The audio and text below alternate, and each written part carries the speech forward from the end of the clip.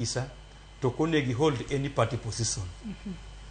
Aparo no wakili, you will agree with me. Party membership. Party position. Party membership tinyalo bedo member mar party. Yes. Okay, to jakanyo mar party. To ka party membership okobedi, to how comes ne oyere kaka deputy party leader mar UDA? Keche mondo yiri deputy party leader mar a given party political party, nyaki kung bed member mar party no. Kino nyaki bed life member mar party no.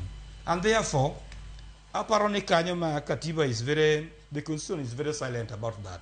Koro intako kilo negi lerwa, nito, agomo meyo, state office act gin jo manade. Tagomo meyo nicho chuno, Mbadi, Mheshimiwa Mbadi, muro resign kaka national chair mar ODM, kodhi kao lemo mar national treasury. Keche kanyo koro dhibiro state officer. Koro mar Gachagua to kakoro en deputy party leader. Dungo nego benien life member mar party gi mar UDA. Yeah.